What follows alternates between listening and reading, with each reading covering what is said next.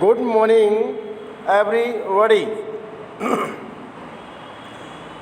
Today, I will teach the remaining part of Chapter 6, Physical and Chemical Change, Class 7th.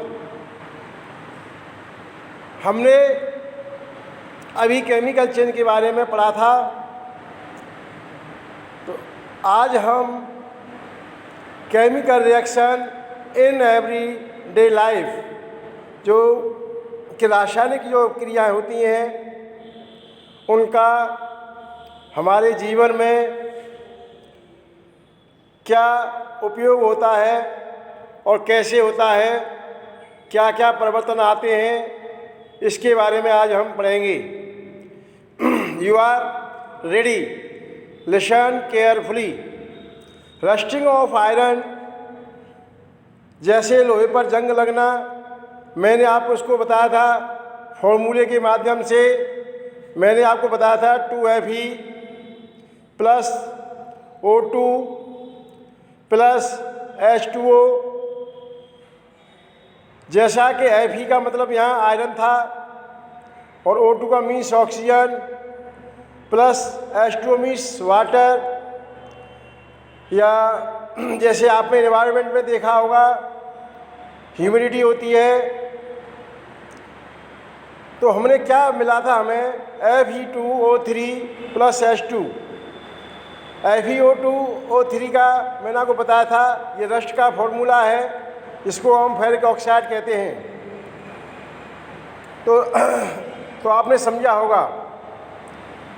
इस प्रकार हम और भी एग्जाम्पल ले सकते हैं, जैसे Mg magnesium plus O2 oxygen के कांटेक्ट में आने पर क्या रिएक्शन होता है, मैंने आपको बताया था। तो क्या बन जाएगा? MgO बन जाएगा, मैग्नीशियम ऑक्साइड बनेगा। नेक्स्ट हम इसको समझेंगे। तो रस्टिंग ऑफ आयरन, तो rust is a reddish brown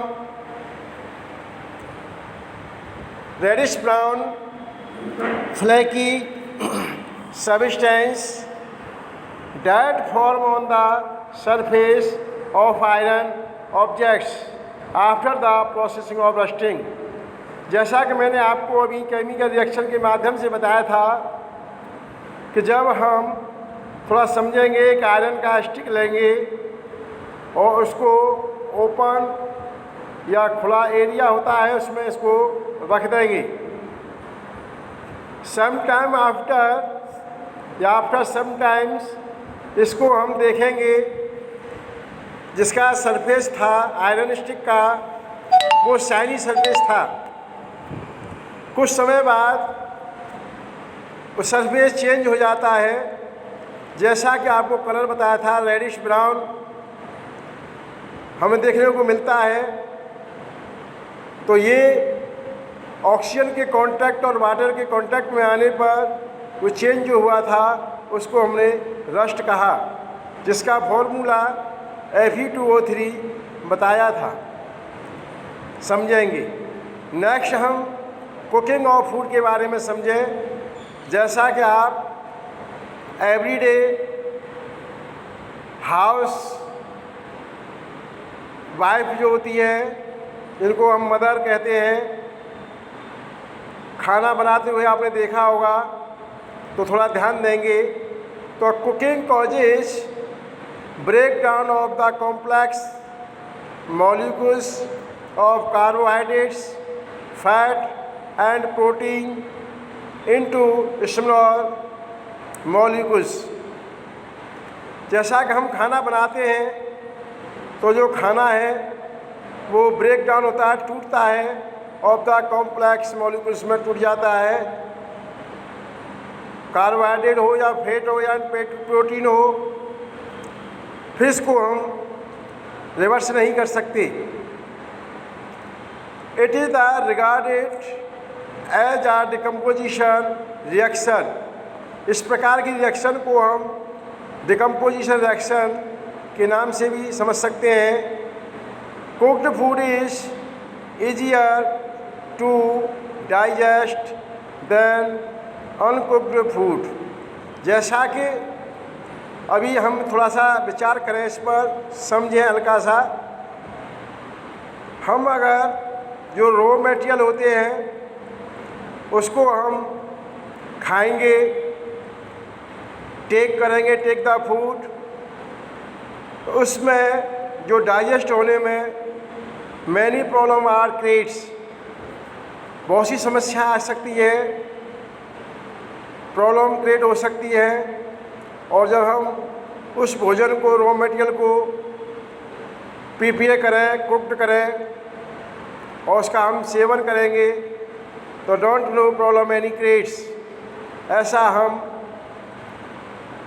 या easy gone digest the food, इस प्रकार हम समझ सकते हैं वो फूड हमारा डाइजेस्ट होने में प्रॉब्लम क्रिएट नहीं करेगा। नेक्स्ट हम समझें डिके ऑफ ऑर्गेनिक सब्सटेंसेस।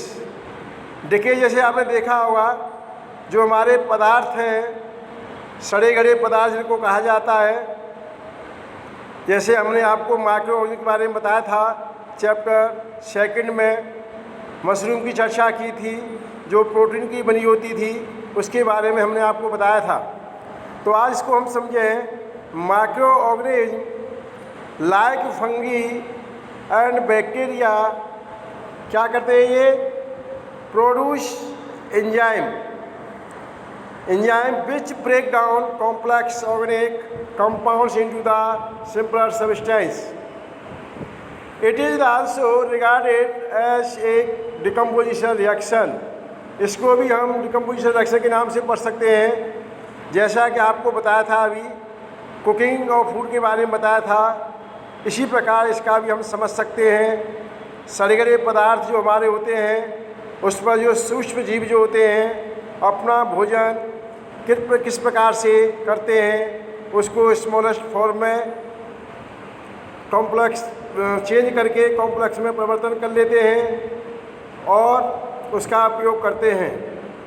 इस प्रकार रिएक्शन को हम डिकम्पोजिशन रिएक्शन भी कहते हैं। नेक्स्ट हम पढ़ेंगे, अब इसे हमें रस्ट को बचाने के लिए थोड़ा सा ध्यान देना पड़ेगा। हमें किस प्रकार से सेफ्टी करना है प्रिवेंशन ऑफ रस्टिंग से, तो हम समझेंगे। वाइट पेंटिंग, जैसे पेंटिंग में आप समझेंगे एक जिंक ऑक्साइड नाम से एक पेंट आते हैं जिसमें ऑक्साइड मात्रा होती है। जो ऑक्साइड होता है कांटेक्ट में, ऑक्सीजन के कांटेक्ट में आने पर प्रॉब्लम क्रिएट नहीं होता है। इसी प्रकार हम पेंटिंग का यूज करेंगे। वाई ऑयलिंग एंड ग्रीसिंग, जैसा कि जो आयरन स्ट्रिप है उस पर हम ऑयलिंग या ग्रीसिंग कर देते हैं तो उससे भी हमारा रस्टिंग नहीं होता है, समझें हम।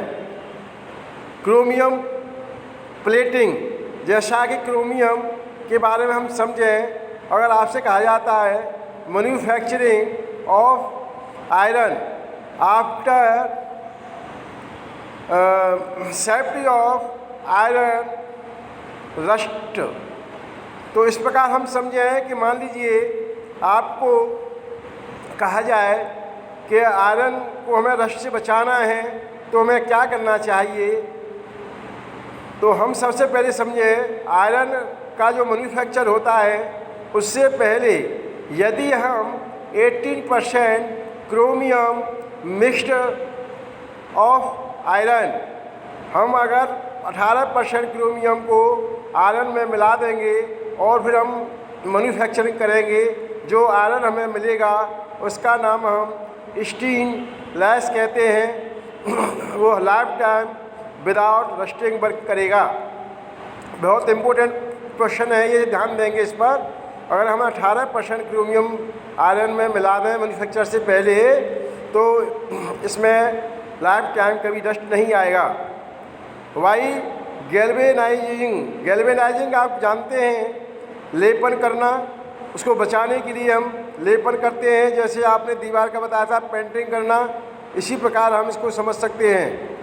वाई अलाउइंग के बारे में हम जब ये चीज़ हमें सारी दी गई हैं तो इसको भी हम समझ सकते हैं।